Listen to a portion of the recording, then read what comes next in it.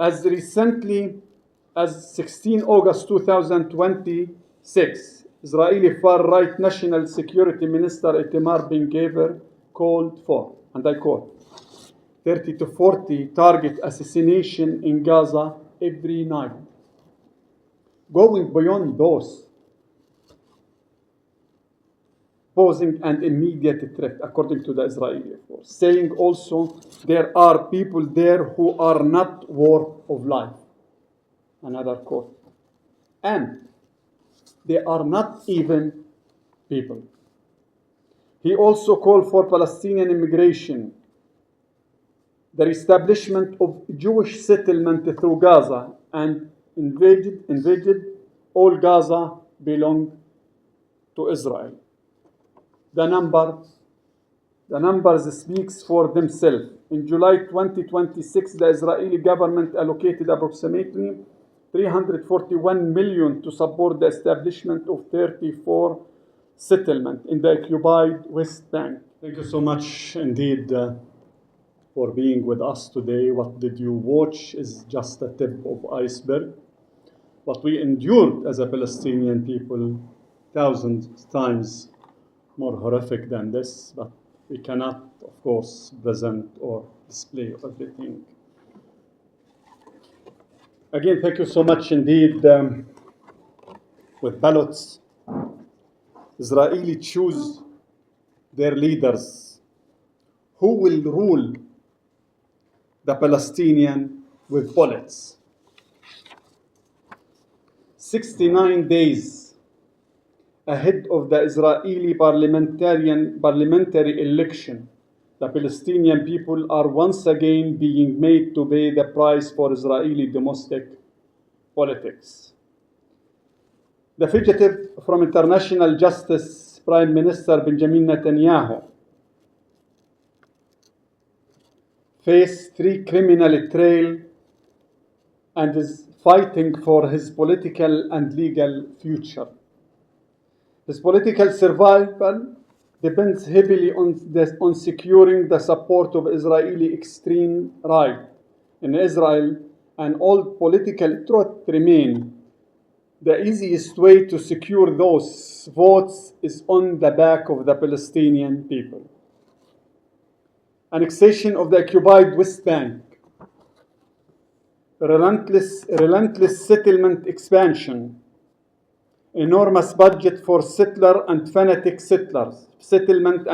settlers, and policies designed to frighten, dispose, and ultimately drive Palestinians from their ancient homeland. This is not merely election rhetoric, this is what is happening on the ground right now. The fanatical hard-right Israeli finance minister openly declared the objective: bury the idea of a Palestinian state, pursuing a policy of maximum territory and minimum Palestinian population. While another Israeli minister openly described the government measure in the West Bank as de facto sovereignty. Much of the Israeli opposition offer little reason for optimism. It is too increasingly competitor over who can take the harder line against the Palestinian people with a strong commitment to expand settlement and maintain military control over the occupied Palestinian territory, while genuine commitment to a just peace has almost disappeared from Israeli political debate.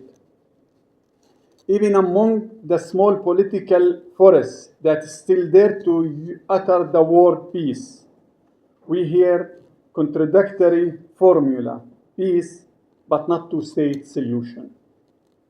A misery that even astrologer cannot solve. The hard-right, fanatical, and messianic voter hold the balance of power, and all sides are competing for their votes. As recently as 16 August 2026, Israeli far-right National Security Minister Itamar Ben-Gvir called for, and I quote, 30 to 40 target assassination in Gaza every night. Going beyond those, posing an immediate threat, according to the Israeli, of course, saying also there are people there who are not worth of life. Another quote. And they are not even people. He also called for Palestinian immigration, the establishment of Jewish settlement through Gaza, and envisaged all Gaza belong to Israel. The numbers speaks for themselves. In July 2026, the Israeli government allocated approximately 341 million to support the establishment of 34 settlements in the occupied West Bank, alongside an additional 356 million of infrastructure, particularly roads, supporting settlement expansion.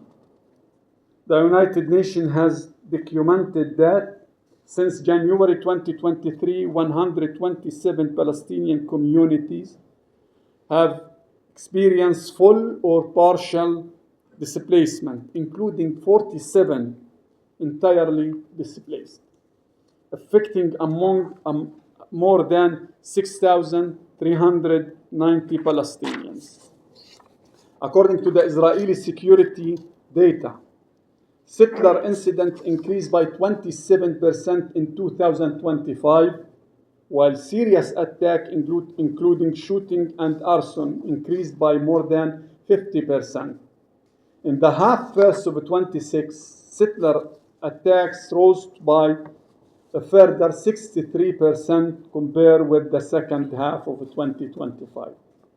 Ironically, while Israeli security officials have themselves described extremist settler attack as terrorism and Jewish terror, Israeli defense minister called them a mere disturbance of public order. Prescribing educational, social, and therapeutics programs, counseling, and psychological treatment for the extremist perpetrator instead. Behind this number and rhetoric lies an increasingly dangerous political reality. As Israeli approach its election, Palestinians are once again being made to pay the price. What is happening right now in the occupied West Bank, I'm not talking about Gaza, only in the occupied West Bank, including East Jerusalem, must be called by its name: terror carried out by extremist, racist Israeli settlers. And these are not merely Palestinian war. Even U.S. Ambassador to Israel, Mike Huckabee, I think many of you watch him when he said that there is no such thing called a Palestinian people and all of this. Mike Huckabee, who has gone so far as to say that there is, and I quote, there really no such thing called or as a Palestinian people. He described Huckabee, the very fanatic, the very supportive of the Israeli occupation. He's an evangelical, Christian evangelical. You can find all of this information in the Google. He described attacks by extremist Israeli settlers as act of terror. Huckabee described the Israeli attacks as act of terror. Former Israeli Prime Minister Ehud Barak and Ehud Olmert, alongside numerous Israeli former political, military, and security officials, have themselves described such act as Jewish terror. This is not a fiction. It is not a tension. It is not disturbance of public order. It is a terror. The international community should stop hiding behind softer terminology. It is time to call a spada, extremist Israeli settler terror. The international community must not wait until the election is over to ask what happened to the Palestinian community. In the meantime, it must act now to halt settlement expansion, forced displacement, and de facto annexation, demand accountability for extremist Israeli settler terror, and protect the Palestinian people's fundamental right to exist. Palestinian land is not an electoral prize. Palestinian life are not camping currency. Palestinian rights are not ballots to be counted in an Israeli election. With ballots, Israeli choose leaders who will rule Palestinian. With ballots, Israelis choose the leaders who will rule Palestinian with bullets. I thank you so much.